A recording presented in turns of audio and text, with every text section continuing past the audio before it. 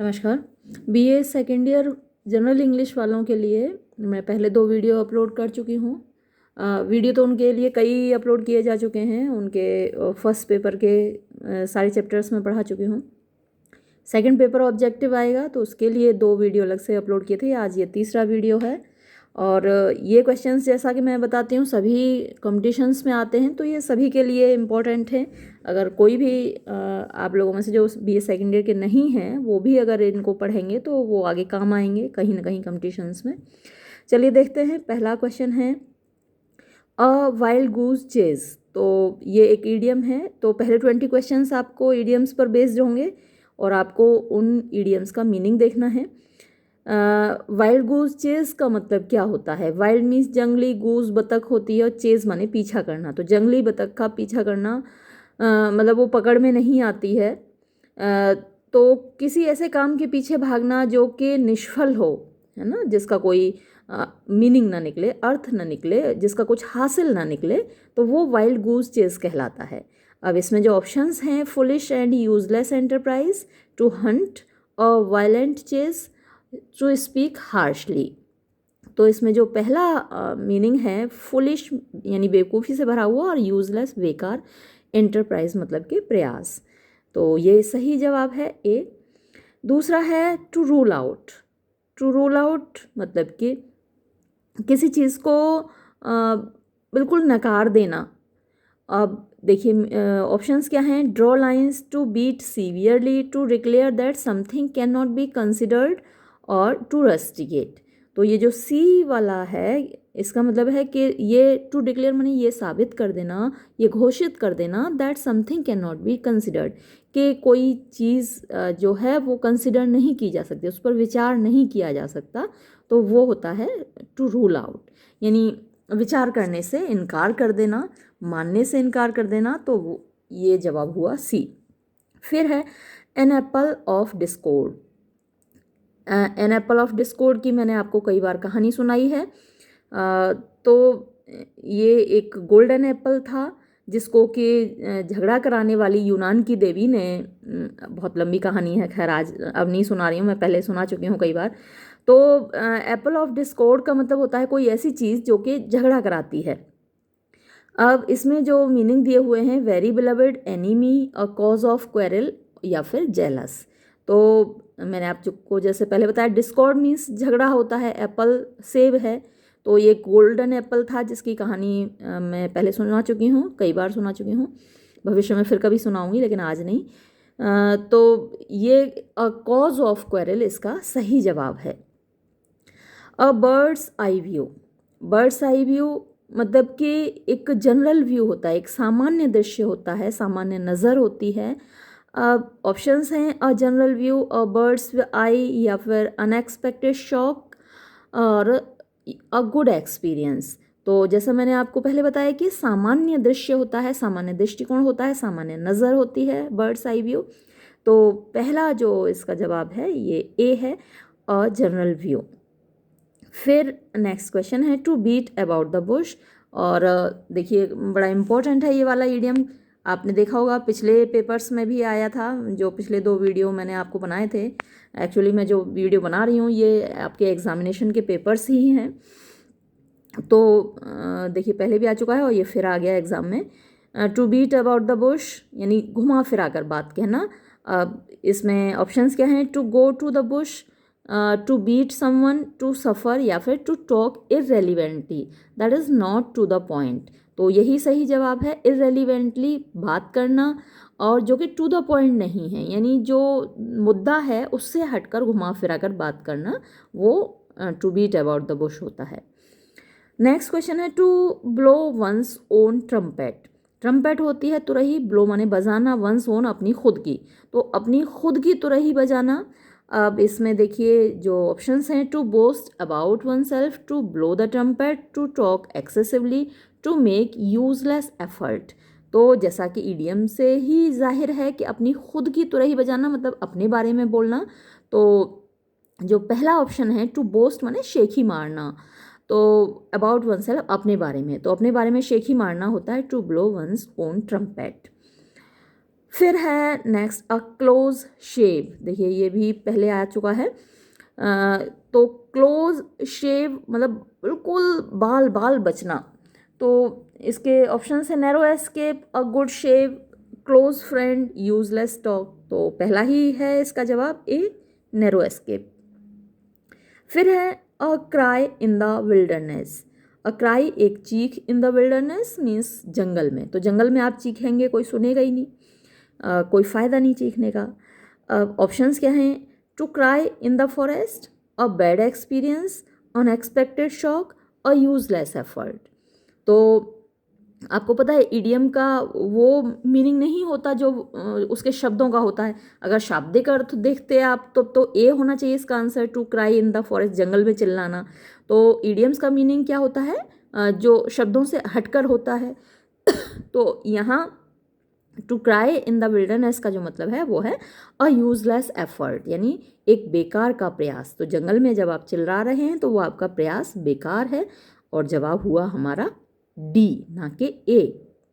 शाब्दिक अर्थ तो ए है, लेकिन जो अर्थ है इसका वास्तविक वो है डी। फिर है to cry over spilt milk, यानी टू क्राई चिल्लाना, ओवर ऊपर, स्पिल्ट मिल्क में यानी जो दूध फैल गया। आपके गिलास में दूध रखा था और वो फैल गया, फिर आप रो रहे हैं। तो कोई फ़ायदा नहीं ना उसके रोने का। जब दूध फैल गया तो आप उसको वापस तो भर नहीं सकते, फैल गया तो फैल गया। तो इसका मतलब क्या हुआ? To repent over something. To repent माने पश्चाताप करना, ओवर समथिंग किसी ऐसी चीज़ के ऊपर, दैट हैज़ बीन डन जो कि हो चुकी है, and now can not be corrected, और अब उसको सुधारा नहीं जा सकता। तो यही इसका आंसर है। बाकी तीनों को देखते हैं क्या ऑप्शन है और तीन। इसका बी ऑप्शन है to argue, C to perform poorly, और डी है to be sad on somebody's death. तो ये तीनों ऑप्शन नहीं है, जो पहला था वो मैंने आपको बताया वही सही जवाब है। 10th है to cut a sorry figure, और इसके ऑप्शंस हैं to say sorry to someone, to perform poorly, ugly face, या फिर बैड एक्सपीरियंस। तो to cut a sorry figure का मतलब होता है बुरा परफॉर्म करना, है ना। तो इसका जो जवाब है वो है बी, टू परफॉर्म पुअरली। फिर है टू डाई इन हार्नेस, और जवाब इसके चार ऑप्शंस क्या हैं? To die while still in job, या फिर to die due to heart attack, difficult situation, hard punishment. तो टू डाई इन हार्नेस का मतलब होता है जॉब में रहते हुए मर जाना, काम करते हुए मर जाना। तो इसका जवाब है ए। फिर है a feather in one's cap, feather पर इन वंस कैप किसी व्यक्ति की टोपी में। तो जब आप कुछ नया अचीव करते हैं तो आप अपनी टोपी में एक नया फेदर ऐड करते हैं। तो मतलब इसका मतलब हुआ कोई नई उपलब्धि, a feather in one's cap. अब ऑप्शंस देखते हैं। A beautiful and shining feather, a smart cap, wonderful experience, another remarkable experience. तो यहाँ पे ये थोड़ी सी स्पेलिंग गलत है। एनदर रिमार्क, ये टी इधर होना चाहिए, एच इधर होना चाहिए, ANOTHER, another remarkable experience. Remarkable उल्लेखनीय होता है, एक्सपीरियंस अनुभव होता है, एनदर एक और उल्लेखनीय अनुभव, या फिर कभी इसके एक्सपीरियंस की जगह यहाँ अचीवमेंट भी हो सकता है। एनदर रिमार्केबल अचीवमेंट, एक और उल्लेखनीय उपलब्धि। तो वो फेदर इन वंस कैप है। तो यहाँ क्योंकि एक्सपीरियंस दिया हुआ, कोई बात नहीं, एक्सपीरियंस भी सही है, लेकिन ज़्यादातर जब आता है एग्ज़ाम में तो वो एक्सपीरियंस की जगह अचीवमेंट लिखा आता है, उपलब्धि। तो अब अचीवमेंट यहाँ दिया हुआ नहीं है, तो ये भी सही है, आंसर हमारा होगा डी। फिर है flash and blood. Flash and blood, मांस और खून। अब मांस और खून वो तो जानवरों में भी होता है सभी में, और चिड़ियों में भी होता है। अब यहाँ पर क्या मीनिंग इसका है देखिए, human nature with its natural feelings, a fair skin, pure blood, या इम्प्रेसिव पर्सनैलिटी। तो flesh and blood human nature को कहा जाता है विद इट्स नेचुरल फीलिंग्स। तो हम जैसे कहते हैं कि आपने मेरे साथ ऐसा व्यवहार किया कि कोई भी इंसान इसको बर्दाश्त नहीं करेगा, तो हम इसको ऐसे कह सकते हैं, you behaved me as will not be tolerated by flesh and blood. तो फ्लैश एंड ब्लड का मतलब human nature with its natural feelings. तो ये जवाब जो इसका होगा ए होगा। बाय फिट्स एंड स्टार्ट्स का मतलब होता है रुक रुक कर चलना। अब इसमें ऑप्शंस क्या हैं? Irregularly, beginning of a project, disease of fits, या फिर कंटिन्यूटी। तो रुक रुक कर चलना मतलब इरेगुलरली होता है, ये ए हुआ इसका जवाब। फिर है to get into hot water, गर्म पानी में घुस जाना। अब गर्म पानी में आप जब घुस जाएंगे तो क्या होगा? परेशान हो जाएंगे ना। तो अब इसके देखिए ऑप्शंस क्या हैं? To take bath in hot water, hot argument, to be caught into trouble, to spoil something. तो भाई जब गर्म पानी में घुस गए तो परेशानी हो गई ना, तो हमारा जवाब क्या हुआ? C, to be caught into trouble, परेशानी में फंस जाना। फिर देखते हैं ऑप्शन आगे क्या है। 16th क्वेश्चन है लॉन्ग एंड शॉर्ट, लंबा और छोटा। लॉन्ग एंड शॉर्ट तो भाई छोटी चीज़ बड़ी चीज़ सब कुछ जब आप किसी चीज़ के बारे में आप बता देते हैं तो वो लॉन्ग एंड शॉर्ट हो गया। Very short, very long, summary, या फिर एवरी डिटेल। तो देखकर तो ये लग रहा है कि भाई इसका मतलब होना चाहिए एवरी डिटेल, छोटी बात भी बड़ी बात भी। तो आपको लग रहा होगा कि एवरी डिटेल होना चाहिए। अब पढ़कर तो हमको भी लगता है कि भाई एवरी डिटेल होना चाहिए इसका आंसर, लेकिन इसका आंसर है सी, समरी। लॉन्ग एंड शॉर्ट का मतलब हुआ समरी। फिर है अ मैन ऑफ स्ट्रॉ, स्ट्रॉ होती है घास या भूसा, भूसे का आदमी। तो जब आप ऑप्शंस क्या हैं? A poor man, a man of no quality, little straw, an unimportant man. तो इसका जो जवाब है वो है डी, एन अनइम्पॉर्टेंट मैन। फिर है to make both ends meet, ends होते हैं छोर, to make both hands meet, दोनों छोरों को मिलाना। दोनों छोरों को मिलाना यानी सुबह से शाम को मिलाना, शाम से सुबह को मिलाना, मतलब जैसे तैसे गुजारा करना। Achieve the goal, to join both hands, to meet one's end, या फिर टू सस्टेन वंस लाइफ। तो इसका जवाब है डी, टू सस्टेन माने चला लेना, बनाए रखना, वंस लाइफ अपना जीवन। तो अपना जीवन बनाए रखना यानी भैया काम चला लेना। हम कहते हैं ना भैया दाल रोटी चल रही है हमारी, तो वो दाल रोटी जो चल रही है वो to make both hands meet होता है। तो जवाब इसका क्या हुआ? D, to sustain one's life, जीवन चलाना, जीवन निर्वाह करना। फिर है next rainy day, rainy day बरसात का दिन। अब बरसात का दिन वैसे तो बड़ा सुहावना होता है, लेकिन बरसात का दिन जो ईडियम है वो है, चलिए ऑप्शंस पहले देख लेते हैं। गुड टाइम, अच्छा समय, डिफ़िकल्ट टाइम, बुरा समय, रेनी सीज़न, बरसात का मौसम, गुड एक्सपीरियंस, अच्छा एक्सपीरियंस। तो देखने में खूबसूरत होता है रेनी डे, लेकिन जो ईडियम है रेनी डे उसका मतलब है डिफ़िकल्ट टाइम, कठोर समय, कठिन समय। तो हम जो पैसा बचा के रखते हैं ना अपना, कम खर्च करते हैं, जैसे हम 2000 कमाते हैं तो उसमें से 1000 खर्च करते हैं, 1000 बचा के रखते हैं। तो किसके लिए बचा के रखते हैं? रेनी डे के लिए। रेनी डे मतलब डिफ़िकल्ट टाइम के लिए। तो हमारा जवाब है बी। फिर है 20th question, a turncoat, turncoat यानी कोट बदलने वाला व्यक्ति।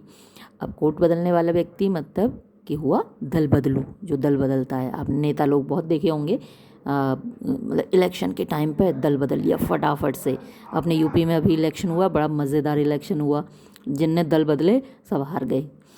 तो टर्न कोट कौन होते हैं? दल बदलू होते हैं। A disloyal person, a faithful person, to turn the coat, change the situation. तो इसका जो जवाब होगा वो होगा अ डिसलॉयल पर्सन, एक ऐसा व्यक्ति जो लॉयल नहीं है। लॉयल निष्ठावान होता है, और जो निष्ठाहीन व्यक्ति है, डिसलॉयल पर्सन है, वो टर्न कोट कहलाता है, दल बदलू। तो जवाब होगा हमारा ए। और अब जो 20 क्वेश्चंस होंगे नेक्स्ट, वो होंगे वन वर्ड सब्स्टिट्यूशन पर। तो जिसमें पहला क्वेश्चन है custom of having many wifes. Custom माने प्रथा, ऑफ हैविंग मैनी वाइफ्स बहुत सारी पत्नियां रखने की, बहुत सारी क्या, एक से ज़्यादा पत्नी रखने की जो प्रथा है उसको क्या बोलते हैं? मोनोगेमी, पॉलीगाइनी, पॉलीगेमी, या फिर मैट्रिमोनी। तो एक से ज़्यादा पत्नी रखने की जो प्रथा है उसको बोलते हैं पॉलीगाइनी। अब जो बाकी के 3 शब्द हैं वो भी बहुत इम्पोर्टेंट हैं, अक्सर एग्ज़ाम में वो भी आते हैं, तो उनको भी देख लेते हैं। मोनोगेमी, ये थोड़ी स्पेलिंग यहाँ पर गलत है, MONO होना चाहिए, मोनो मीन्स वन, गेमी शादी, तो एक शादी मोनोगेमी कहलाती है, एक पति या एक पत्नी, ज़्यादातर दुनिया में मोनोगेमी ही है आजकल। तो मोनोगेमी यानी एक पति या एक पत्नी रखने की जो प्रथा है वो मोनोगेमी कहलाती है, एक विवाह, एकल विवाह कह सकते हैं इसे। और पॉलीगामी मैंने आपको बता ही दिया, बहुपत्नी प्रथा। पॉलीगेमी, देखिए पॉली माने ज़्यादा, एक से ज़्यादा, और गेमी मीन्स शादी, तो एक से ज़्यादा शादी चाहे पुरुष करे या महिला, दोनों ही पॉलीगेमी कहलाएंगी। यानी एक महिला के एक से ज़्यादा पति हैं तो वो भी पॉलीगेमी हैं, और एक पुरुष की अगर एक से ज़्यादा पत्नियां हैं तो वो भी पॉलीगेमी हैं। जैसे यहाँ पे पॉलीगाइनी जो था वो एक पुरुष की जब एक से ज़्यादा पत्नियां होती हैं तो उसके लिए था पॉलीगाइनी, और एक महिला के एक से ज़्यादा पति होते हैं तो उसको पॉलीएंड्री बोलते हैं, है ना। तो वो भी आ सकता है एग्जाम में, POLYANDRY, उसे भी याद कर लीजिएगा आप, पॉलीएंड्री। और ये पॉलीगेमी, तो पॉलीगेमी दोनों के लिए यूज़ होता है, बहुपत्नी प्रथा या बहुपति प्रथा दोनों के लिए, बहुविवाह आप कह सकते हैं इसको। और मैट्रिमोनी तो विवाह है, इसका तो आप जानते ही हैं। नेक्स्ट क्वेश्चन देखते हैं। अब है मर्डर ऑफ वंस ब्रदर, अपने भाई की हत्या। तो ये हत्याओं पर एक क्वेश्चन अक्सर आता ही है एग्ज़ाम में, तो सारी हत्याओं को ज़रूर आप याद कर लीजिए।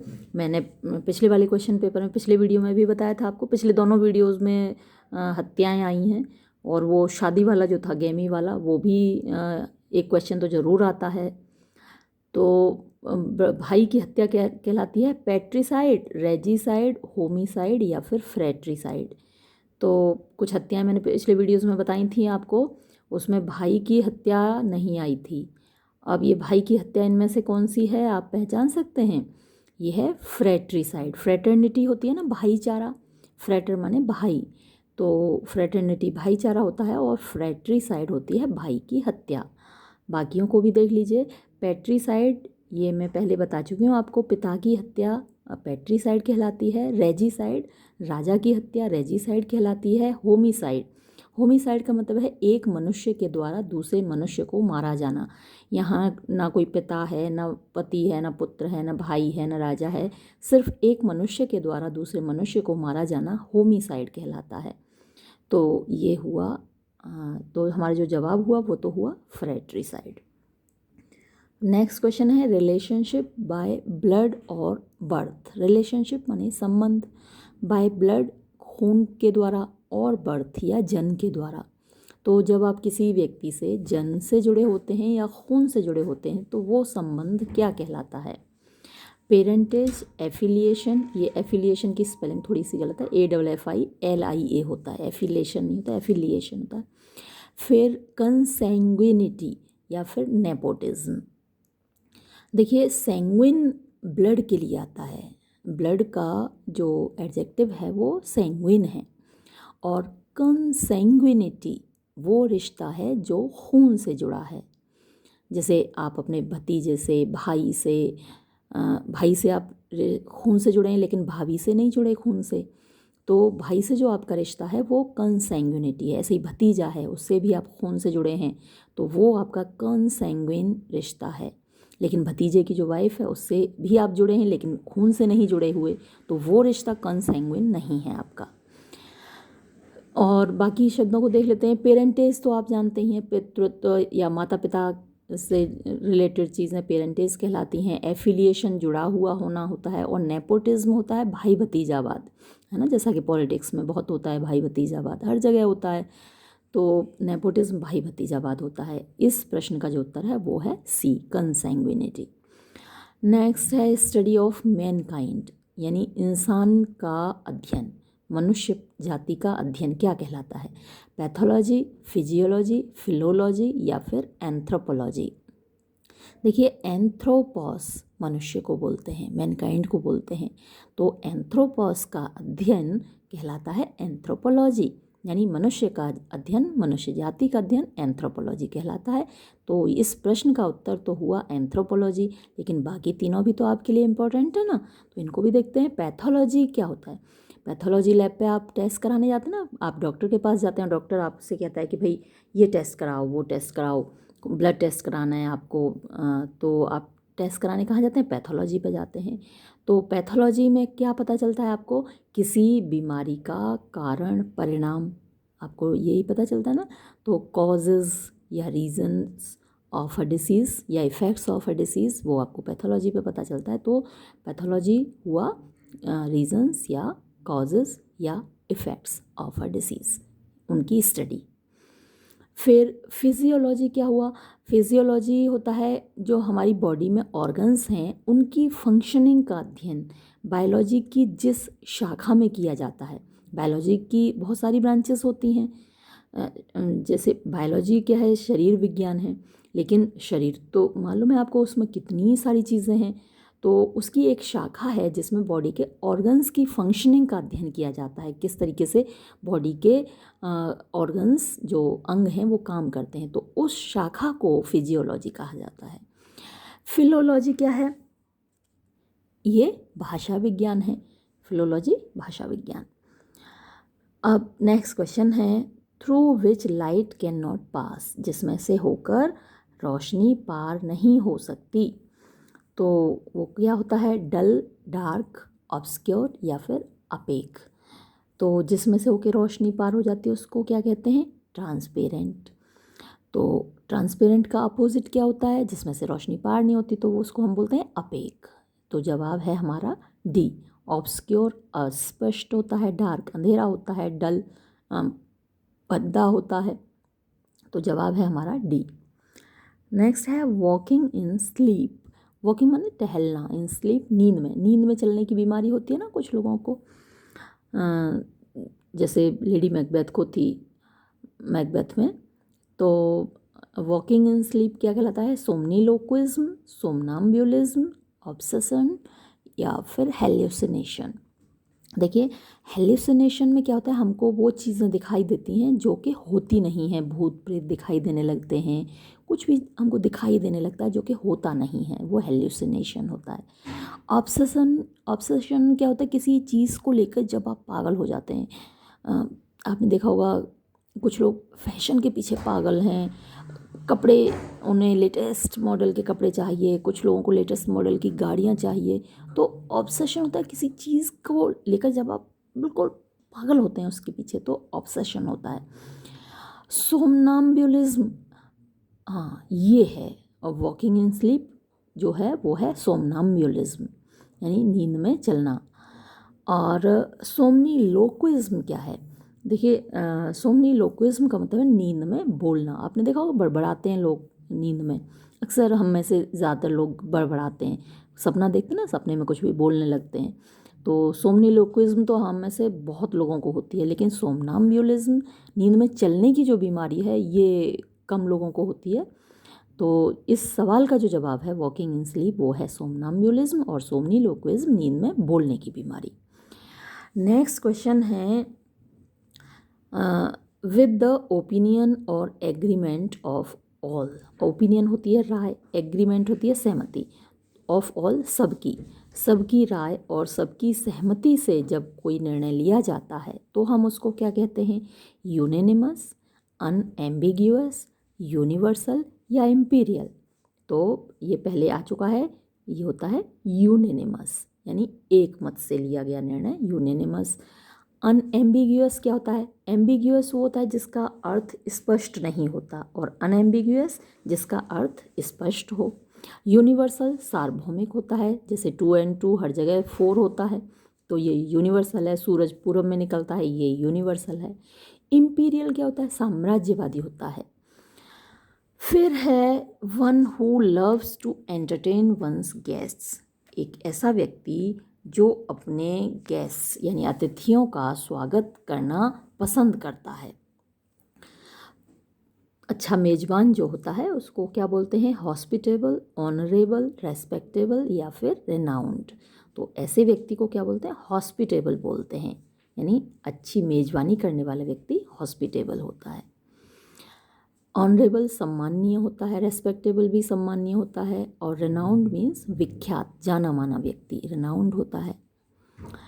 नेक्स्ट क्वेश्चन है वन हु एब्सटेन्स, वन वो व्यक्ति, हु एब्सटेन्स जो कि बचता है, कंप्लीटली पूरी तरह, from alcoholic drinks, alcoholic drinks से यानी शराब मदिरा पान नहीं करता, बीड़ी तंबाकू गुटखा इन सब से बच के रहता है, वो कौन होता है? आपको होना चाहिए, आप लोग हमेशा बच के रहिए इन सब चीज़ों से। तो क्या होता है वो व्यक्ति? ड्रंकार्ड होता है, टीटोटेलर होता है, ड्रंकार्ड की स्पेलिंग गलत है ये, सिनिक होता है या ऑनेस्ट होता है, वो व्यक्ति टीटोटेलर कहलाता है।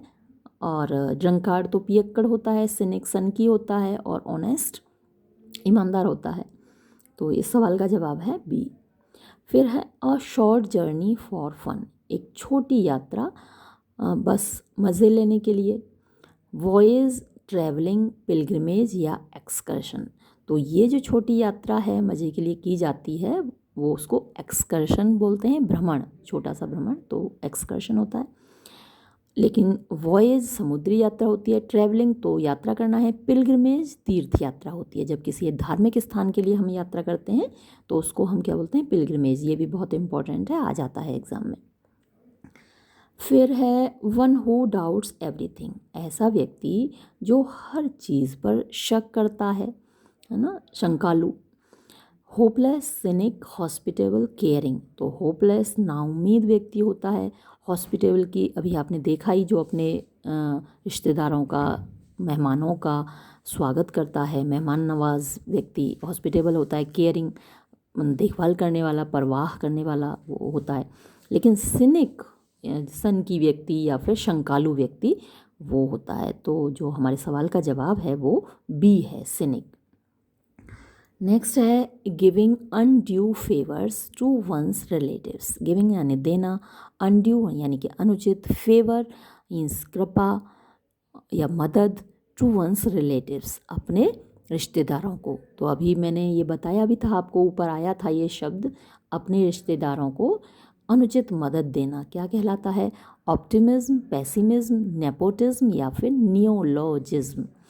तो अपने रिश्तेदारों की मदद करना, जब आप किसी पद पर बैठे हैं और अपने रिश्तेदारों की आप मदद कर रहे हैं उस पद पर बैठ कर, तो वो क्या कहलाता है? भाई भतीजावाद। ये पॉलिटिक्स में बहुत ज़्यादा होता है, जब घर में से कोई विधायक बन जाता है तो अपने नाते रिश्तेदारों को सारे ठेके वेके दिलवा देता है।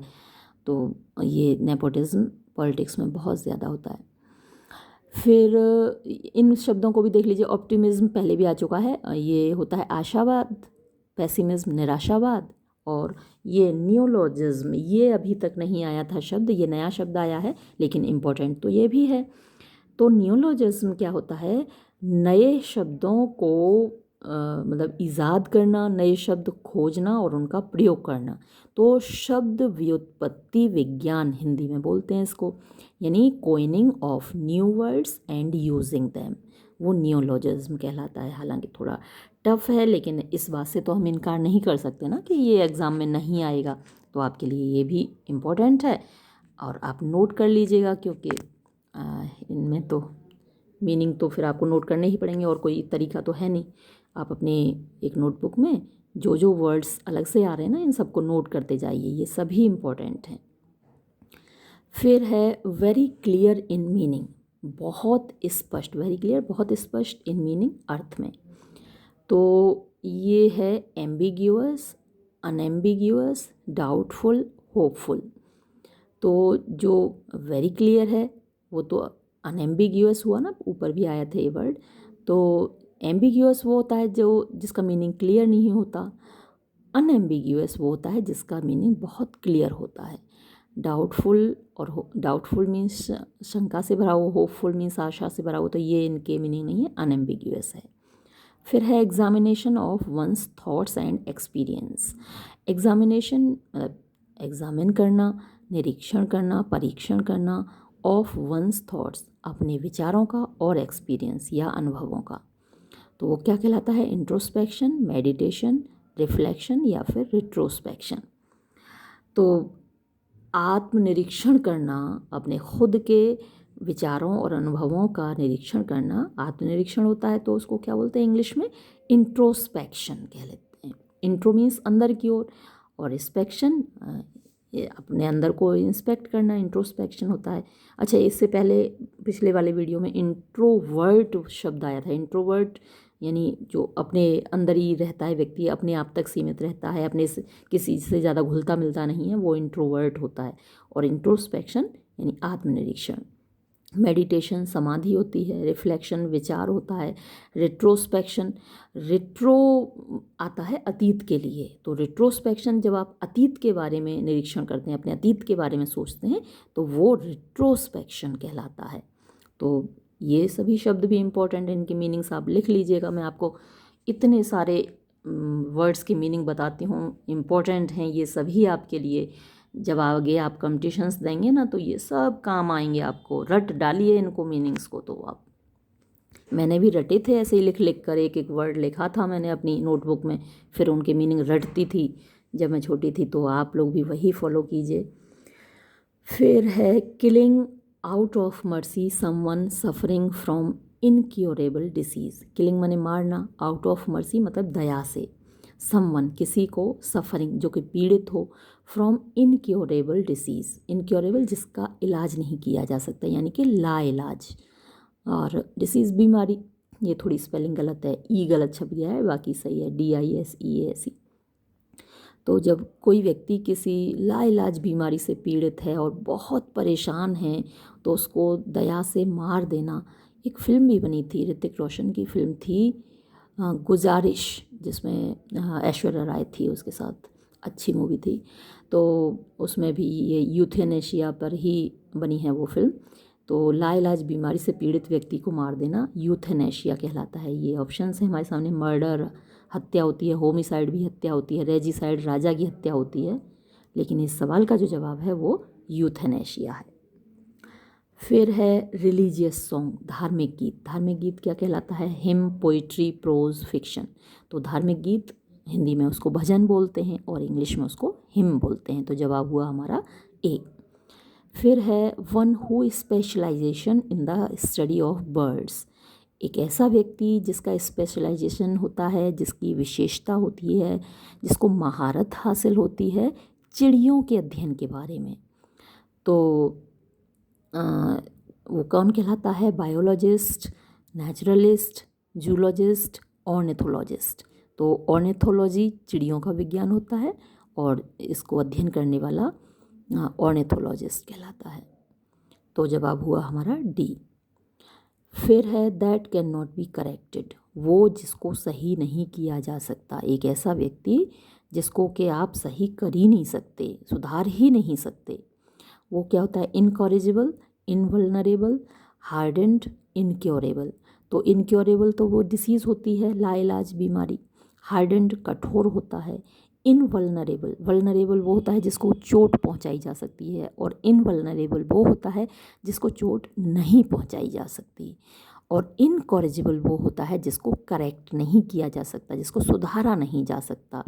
तो जो हमारा जवाब है इसका वो है इनकॉरेजिबल। फिर है murder of a new born child, नए पैदा हुए बच्चे की हत्या। ये हत्याओं पर देखिए, एक ही पेपर में दो दो क्वेश्चन आ रहे हैं हत्या पर। वो क्या कहलाता है? Regicide, homicide, fratricide, infanticide. तो रेजिसाइड मैंने आपको बताया राजा की हत्या, होमिसाइड मनुष्य के द्वारा मनुष्य की हत्या, फ्रेट्रीसाइड भाई की हत्या, और इन्फेंट होता है जो बच्चा पैदा होता है, हाल का बच्चा, उसको इन्फेंट बोलते हैं, शिशु। हिंदी में शिशु बोलते हैं, इंग्लिश में इन्फेंट बोलते हैं। तो उसकी हत्या इन्फेंटिसाइड कहलाती है। तो जवाब हमारा हुआ डी। मैंने कहा ना, हत्याओं पर एक प्रश्न तो ज़रूर आएगा आपके एग्ज़ाम में, हत्याओं को अच्छे से याद कर लीजिए। फिर है a word no longer in use, एक ऐसा शब्द जो कि अब प्रयोग में नहीं है। तो ऐसे शब्द को क्या कहते हैं? एक्सोटिक, प्राइमिटिव, एंशिएंट या ऑब्सोलीट। तो जो शब्द अब प्रयोग नहीं हो रहा है उस शब्द को हम कहते हैं ऑब्सोलीट। जवाब हमारा हुआ डी। अब जो नेक्स्ट 20 क्वेश्चंस होंगे वो पंक्चुएशन पर बेस्ड होंगे। पंक्चुएशन मीन्स, पंक्चुएशन का मतलब क्या होता है? To translate, to quote, to join two clauses, या फिर to put stops, commas etcetera. तो आपको मालूम ही है कि पंक्चुएशन का मतलब होता है फुल स्टॉप, कॉमा, सेमीकोलन, इन सब को यूज़ करना। तो हमारा जवाब हुआ डी। फिर है which sign is missing in the following sentence, who has done this. तो ये जो सेंटेंस है हु हैज़ डन दिस, इसमें से कौन सा साइन मिसिंग है। हालांकि इन्होंने खुद ही यहाँ पर क्वेश्चन मार्क लगा दिया है, लेकिन क्वेश्चन मार्क अलग लगा हुआ है और ये सेंटेंस कॉमा के अंदर है, तो इस सेंटेंस में बताना है कि क्या साइन लगेगा, colon comma apostrophe question mark. तो ये इंटरोगेटिव सेंटेंस है तो यहाँ एक क्वेश्चन मार्क लगेगा, तो जवाब हुआ हमारा डी। फिर है which of the following is correct, इनमें से कौन सा सेंटेंस सही है। Where are you going, where are you going, where are you going, where are you going. तो सेंटेंस तो एक ही है चारों जगह, लेकिन अलग अलग तरीके से लिखा हुआ है, तो हमको ये ढूंढना है कौन सा सही है। अब देखिए यहाँ तो वेयर आर यू गोइंग के बाद इन्होंने क्वेश्चन मार्क नहीं लगाया, इंटरोगेटिव सेंटेंस में क्वेश्चन मार्क लगना ज़रूरी होता है। बी में इन्होंने क्वेश्चन मार्क लगाया लेकिन सेंटेंस स्मॉल से शुरू कर दिया, जबकि सेंटेंस कैपिटल से शुरू होता है। सी में इन्होंने क्या किया, हर वर्ड को कैपिटल से लिख दिया।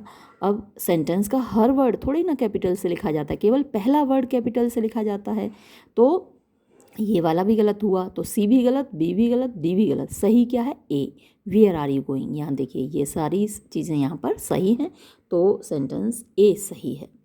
फिर है which of the following is correct, इनमें से कौन सा करेक्ट है। अब देखिए may God bless you, may God bless you, may God bless you, may God bless you, ये चारों में एक ही सेंटेंस है, लेकिन वही फिर देखिए तो मे गॉड ब्लेस यू, पहले इसको डी को देखते हैं। इसमें क्या किया इन्होंने, क्वेश्चन मार्क लगा दिया। तो may God bless you interrogative sentence तो है नहीं, कैसा सेंटेंस है ये, ऑप्टेटिव सेंटेंस है ये। जहाँ ईश्वर से कोई प्रार्थना की जाती है उसको हम क्या बोलते हैं, ऑप्टेटिव सेंटेंस। तो क्वेश्चन मार्क तो उसमें लगता नहीं, तो डी गलत हो गया।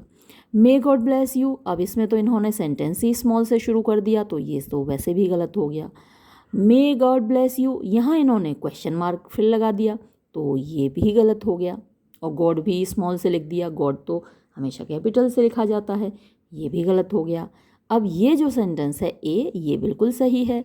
मे गॉड ब्लेस यू, इन्होंने ये जो मार्क है, हालांकि एक्सक्लेमेटरी मार्क है बोलते हैं इसको, लेकिन ऑप्टेटिव सेंटेंस में भी ये मार्क प्रयोग किया जाता है। और गॉड का जो जी है वो कैपिटल बनता है, तो ये वाला जो ए सेंटेंस है ये एकदम से करेक्ट है, हमारा जवाब हुआ ए। फिर है which of the following is correct, इनमें से कौन सा सही है। Rita's brother, Rita brother, Rita's brother या रीताज ब्रदर। तो रीता के बाद एपोस्ट्रॉफी लगा के रीताज ब्रदर लिखा गया, ये ए सही है, बाकी ये तीनों गलत हैं। यहाँ तो एपोस्ट्रॉफी लगाया ही नहीं, यहाँ भी नहीं लगाया, और इसमें आर के स्मॉल कर दिया रीता का। फिर है which of the following is correct, इनमें से कौन सा सही है। I can't love you, I can't love you, I can't love you, I can't love you. अब देखिए आई कांट लव यू जो डी है, इसमें हर शब्द कैपिटल से लिख दिया, ऐसा थोड़ी होता है सेंटेंस में, ये गलत हो गया। आई कांट लव यू, ये वाला तो सही है ना, बी सही है, ऐसे ही लगाया जाता है, आई कांट लव यू ऐसे ही लिखा जाएगा। फिर इसमें क्या है, आई कांट लव यू, इसमें इन्होंने क्वेश्चन मार्क लगा दिया, इसलिए सी गलत हो गया। आई कांट लव यू, यहाँ पर इन्होंने कैन के बाद में अपोस्ट्रॉफी नहीं लगाया, इसलिए ये भी गलत है, तो सही है बी। फिर है which of the following compound word is correct, इनमें से कौन सा कंपाउंड वर्ड सही है। Mother in law, mother in law, mother in law, mother in law, सासू माँ, सासू माँ, सासू माँ, सासू माँ। अब सासू माँ लिखी कैसे जाएंगी भाई, देखिए तो सब में हाइफन भी लगा हुआ है, अब तो आपको कंफ्यूज कर दिया ना। यहाँ भी हाइफन है, यहाँ भी हाइफन है। अब हमको इन में से तीन को गलत साबित करना होगा, तभी तो एक सही साबित होगा ना। तो मदर इन लॉ, यहाँ पे तो हाइफन नहीं है इन दोनों के बीच में, तो ये तो गलत हो गया डी, ठीक है। अब ये जो मदर इन लॉ लिखा हुआ है इसमें हाइफन तो लगा हुआ है, लेकिन लॉ का एल कैपिटल, इनका भी आई कैपिटल, मदर का भी एम कैपिटल, सब कैपिटल कर दिया, ऐसे थोड़ी होता है, ये भी गलत। अब ये जो मदर इन लॉ है इसमें मदर का एम कैपिटल, मैंने आपको बताया कि भाई बिना बात के कैपिटल थोड़ी ना लिखा जाता है, गॉड का नाम थोड़ी है, सासू माँ है, भले ही भगवान के समान हैं, लेकिन केवल भगवान का नाम कैपिटल से लिखा जाता है। कुछ ही चीज़ें हैं ऐसी जो कैपिटल से लिखी जाती हैं। कभी मैं वीडियो बनाऊंगी कैपिटल्स के ऊपर, कहाँ कैपिटल यूज़ किया जाता है तब आपको बताऊंगी। लेकिन भाई मदर इन लॉ सासू माँ का वो कैपिटल से बिना बात के थोड़ी लिखेंगे। तो जो ए, इसलिए हम इसको गलत कर देते हैं। अब एक बचा हमारे पास सी, जो कि सही है। स्मॉल से मदर लिखा गया, दोनों के बीच में हाइफन है, तो मदर इन लॉ, ये जो सी वाला है ये सही है। हमारा जवाब हुआ सी। अब क्या हुआ? 48 in an exclamatory sentence which punctuation mark is used. तो एक्सक्लेमेटरी सेंटेंस है तो भैया हम क्या यूज़ करेंगे? एक्सक्लेमेशन मार्क ही तो यूज़ करेंगे। इसमें पूछने वाली कौन सी बात है? कॉमा, क्वेश्चन मार्क, हाइफन, ये क्यों यूज़ करेंगे? हम करेंगे यूज़ मार्क ऑफ एक्सक्लेमेशन, यानी कि डी। फिर है which of the following is written correctly. इनमें से कौन सा सही लिखा है? H S Dhomi, H S Dhomi, H S Dhomi, H S Dhomi. तो भाई देखो एच एस धोमी, यहाँ ये इन्होंने डॉट्स तो लगाए नहीं। जब हम किसी नाम को एब्रीविएट करते हैं, सिर्फ पहला लेटर लिखते हैं, तो हम क्या करते हैं उसमें एक डॉट लगा देते हैं। इन्होंने यहाँ लगाया नहीं तो गलत हो गया। यहाँ भी नहीं लगाया, ये भी गलत हो गया। यहाँ डॉट तो लगाया लेकिन एच भी स्मॉल कर दिया, एस भी स्मॉल कर दिया, और धूमी का डी भी स्मॉल कर दिया। जबकि नाम तो कैपिटल से लिखा जाता है ना, प्रॉपर नाउन है तो प्रॉपर नाउन कैपिटल से लिखा जाएगा, इसलिए इनको ये भी गलत हो गया। अब केवल ए बचा जो कि सही है। एच के बाद भी डॉट है, एस के बाद भी डॉट है, और धोमी का डी भी कैपिटल है, ए सही। फिर है next, which proper noun is written correctly. इनमें से कौन सा प्रॉपर नाउन सही से लिखा है? रीता, शीला, सुनीता, पूजा। तो देखिए रीता स्मॉल से कर दिया, शीला एस स्मॉल से कर दिया, सुनीता भी स्मॉल से कर दिया, केवल पूजा सही है। प्रॉपर नाउन मैंने आपको बताया ना कि कैपिटल से लिखे जाते हैं, तो पूजा का पी कैपिटल है, इसलिए केवल ये सही है। फिर है पंक्चुएट द फॉलोइंग करेक्टली। इनमें सही वाला बताना है जिसमें सही पंक्चुएशन यूज़ हुआ हो। Ram says sun rises in the east, Ram says the sun rises in the east, Ram says sun rises in the east, Ram says sun rises in the east. तो देखिए ये राम का ही स्मॉल कर दिया तो ये तो गलत, फिर इसमें भी राम स्मॉल से कर दिया, ये भी गलत।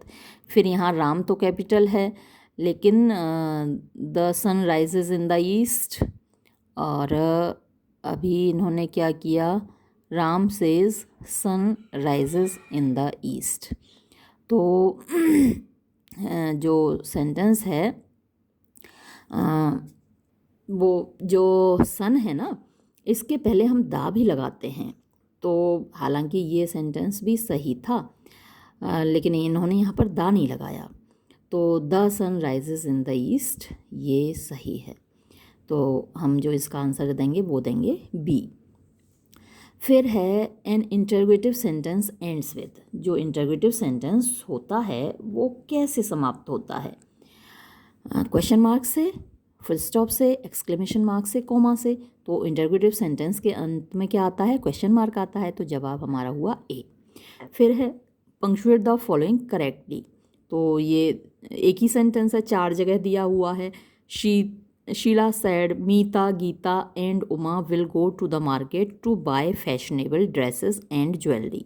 तो ये वाला जो सेंटेंस है ये अपने आप में सही है, बाकी तीनों इन्होंने गलत दे रखे हैं इसमें। देखिए Sheela, Meeta, Geeta and Uma will go to the market to buy fashionable dresses. अब इसमें मीता का देखिए एम स्मॉल कर दिया, गीता का जी स्मॉल कर दिया, उमा का यू स्मॉल कर दिया, तो ये तो वैसे भी गलत हो गया। तो ऊपर वाला सेंटेंस ये सही है।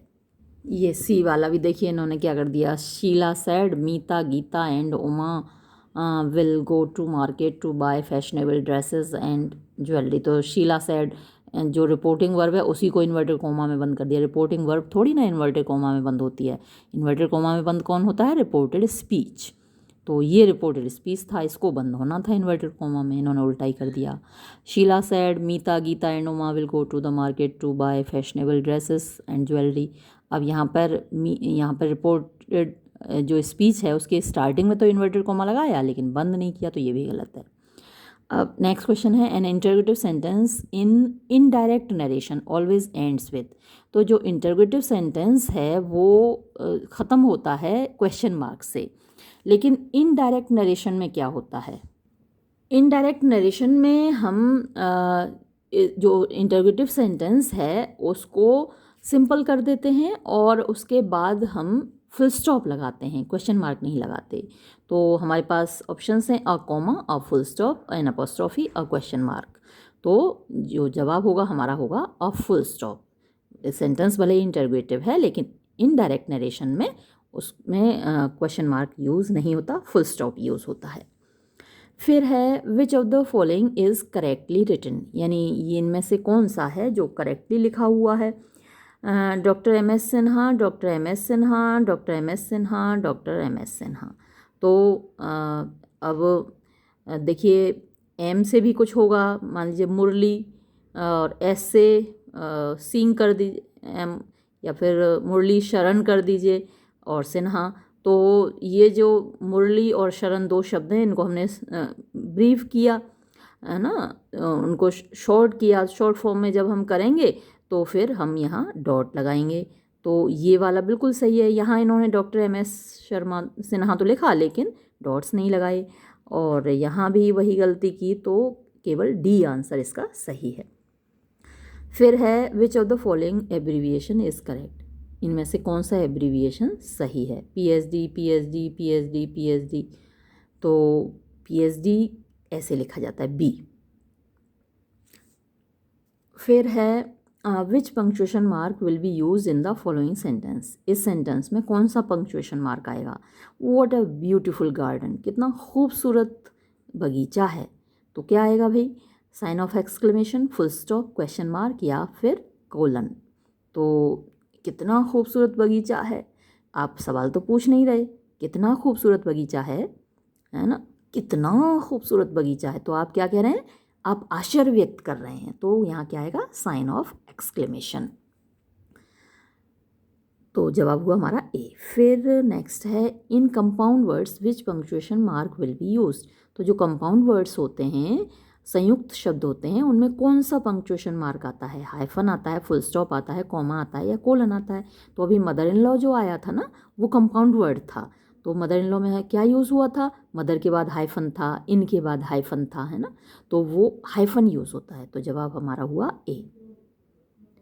फिर है which sign is missing in the sentence this is Shweta's book. ये श्वेता की किताब है, तो यहाँ पे कौन सा साइन मिसिंग है? श्वेता के बाद एपोस्ट्रॉफी लगना चाहिए ना, एस और श्वेता के बीच में, तो यहाँ एपोस्ट्रॉफी आएगा, colon, semi colon, hyphen, apostrophe. तो जवाब हमारा हुआ डी।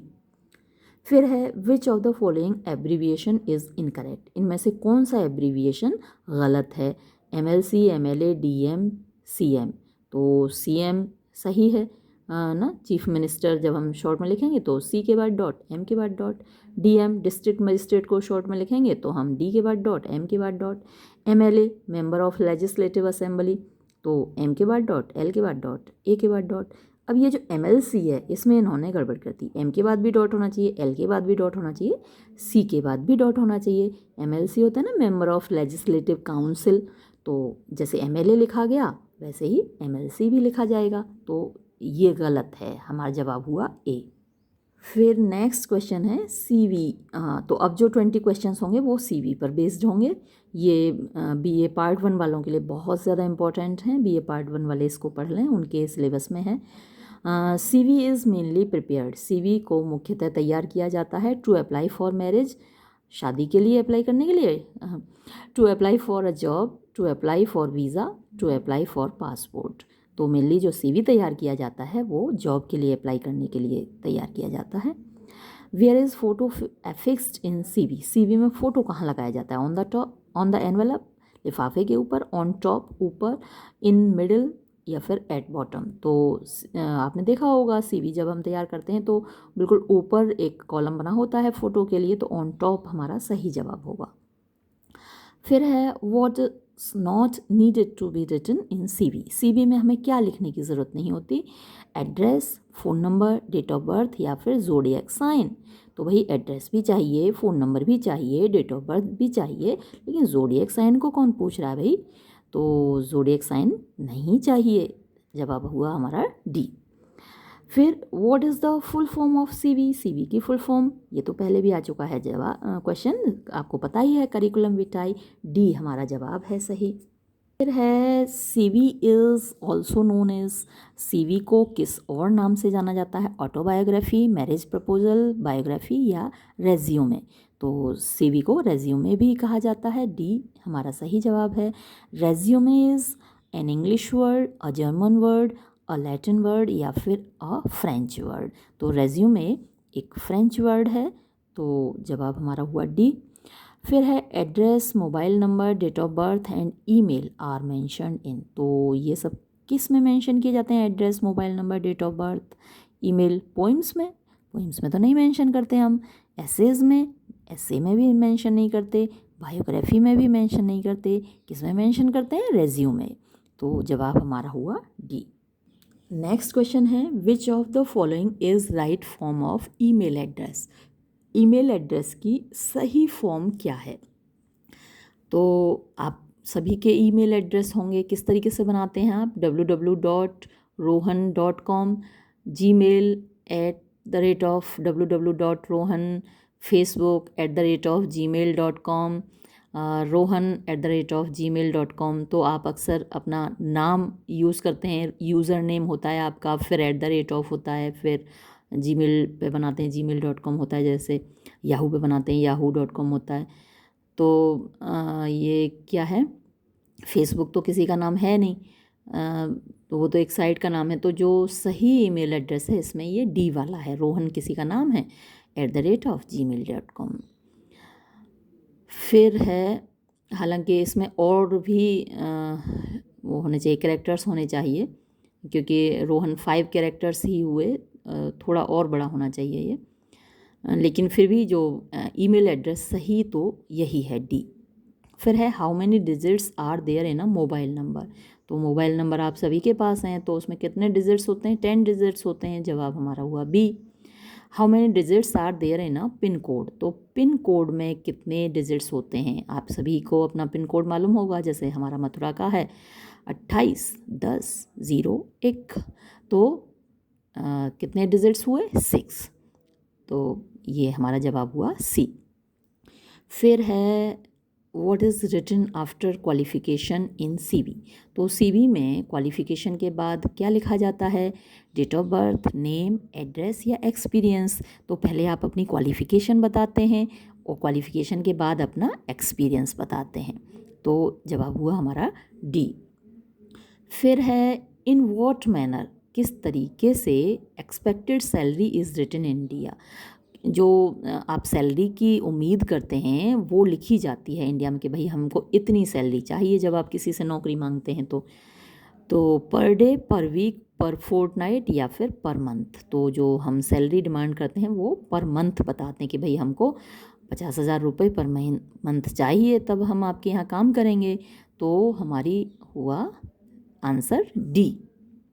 फिर है CV is often followed by. CV के बाद अक्सर क्या होता है, कंजर्वेशन, आर्ग्यूमेंट, स्ट्रगल या फिर इंटरव्यू। तो सीवी के बाद क्या होता है, इंटरव्यू होता है। आप पहले किसी को सीवी भेजते हैं, फिर सामने वाला बंदा आपको इंटरव्यू के लिए कॉल करता है। तो जवाब हुआ हमारा D.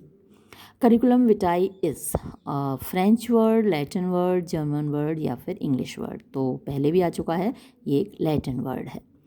The plural of curriculum vitae is. Curriculum vitae एक सिंगुलर नाउन है, तो इसका प्लूरल कैसे लिखा जाएगा, करिकुलमस विटाई, करिकुलम विटाई या फिर करिकुलम वीटा या फिर करिकुला विटाई। तो देखिए, आपने जैसे पढ़ा ना, मीडियम पढ़ा होगा शब्द, मीडियम सिंगुलर है और मीडिया उसका प्लूरल है। और बैक्टीरिया, बैक्टीरियम सिंगुलर है और उसका प्लूरल बैक्टीरिया है। तो ऐसे ही करिकुलम सिंगुलर है और उसका प्लूरल करिकुला है। तो जो हमारा जवाब होगा वो होगा डी, करिकुला विटाई। फिर है what should be written after name in CV. CV में नाम के बाद क्या लिखा जाना चाहिए, एड्रेस, ईमेल, मोबाइल नंबर या एक्सपीरियंस। तो नाम के बाद हम अपना एड्रेस लिखते हैं ना, तो जवाब हुआ हमारा ए। फिर है video CV is also known as, video CV भी बनता है। इसके बारे में मैंने पहले आपको कभी नहीं पढ़ाया, इसीलिए मैं आपको जो पार्ट 1 वाले हैं उनको खासकर मैं बोल रही हूँ कि मेरे जो पिछले वीडियोस हैं उनमें बहुत सारी चीज़ें कवर नहीं हो पाई हैं। इन वीडियोस में ज़रूर देख लें आप कि देखिए video CV is also known as, video CV को क्या कहा जाता है, विज्यूम, विसम, बेसम या फिर विज्यूम। तो वीडियो सीवी को हम विज्यूम भी बोलते हैं, जैसे रिज्यूम है वैसे ही विज्यूम है। तो इसका जवाब होगा विज्यूम यानी कि ए। जैसे सेमिनार होती हैं, है ना, कॉन्फ्रेंस होती हैं, सेमिनार होती हैं। तो अभी कोरोना पीरियड में वेबिनार बहुत हुई हैं। इससे पहले तो हमने वेबिनार कभी कोई अटेंड की ही नहीं थी, लेकिन जब से कोरोना आया और बाहर निकलना बंद हो गया तो सब कुछ ऑनलाइन हो गया। तो जो हमारी सेमिनार्स पहले ऑफलाइन हुआ करती थी, सभी लोग इकट्ठा होते थे टीचर्स और फिर वहाँ पर डिस्कशन करते थे, अब सारा डिस्कशन ऑनलाइन हुआ तो हम उसको वेबिनार बोलते हैं। वैसे ही ये जो वीडियो सीवी है इसको विज्यूम बोलते हैं। फिर है video CV is first introduced in, तो वीडियो सीवी सबसे पहले इंट्रोड्यूस हुआ 1980, 81, 98 या 94। तो वीडियो सीवी इंट्रोड्यूस हुआ 1980 में, लेकिन 80 में तो हमारे यहाँ इंटरनेट वगैरह कुछ भी नहीं था, तो भाई 80 में वीडियो सीवी कैसे इंट्रोड्यूस हो गया। फिर 81, फिर 98, फिर 94। तो भाई जो डेट हमने पढ़ी है वो है 1994। तो इसका जो जवाब है वो 1994 है। हालांकि एग्ज़ामिनर ने ये क्वेश्चन क्यों रख दिया समझ में नहीं आ रहा, रखना नहीं चाहिए बच्चे के लिए, बहुत टफ है ये क्वेश्चन। तो जवाब है इसका डी। फिर in what manner video CV is sent, तो वीडियो सीवी कैसे भेजा जाता है। बाई कोरियर, कोरियर तो किया नहीं जाएगा वीडियो सीवी, बाई पोस्ट भी नहीं भेजा जाएगा। वैसे तो आप पेन ड्राइव में डाल के बाई पोस्ट भेज सकते हैं, लेकिन भाई बाई पोस्ट नहीं भेजते। पर्सनली, हाँ बाई पर्सनली दे सकते हैं पेन ड्राइव में डाल के, लेकिन वीडियो सीवी जो भेजा जाता है वाया इंटरनेट भेजा जाता है। तो जवाब हुआ हमारा डी। फिर है qualities that a good resume shows are, एक अच्छे रिज्यूम में जो क्वालिटीज़ होती हैं वो क्या क्या होती हैं। पहला है academic qualification, skill, experience, all the above. तो एक अच्छे रिज्यूम में एकेडमिक क्वालिफ़िकेशंस भी होनी चाहिए, स्किल भी होनी चाहिए, एक्सपीरियंस भी होना चाहिए। तो हमारा जवाब क्या हुआ, डी। तो ये था आज का वीडियो। सभी क्वेश्चंस बहुत अच्छे थे, आप लोग अच्छे से तैयार कीजिएगा। सभी इम्पॉर्टेंट हैं अपने आप में, क्योंकि बाद में आप इम्पॉर्टेंट पूछते हैं वो आपका सवाल ही गलत होता है। तो जितने भी ये क्वेश्चंस मैं करा रही हूँ ये सभी एग्ज़ाम में आ चुके हैं और सभी इम्पॉर्टेंट हैं, आगे भी आ सकते हैं। तो ये वीडियो मैं यहीं समाप्त करती हूँ। धन्यवाद।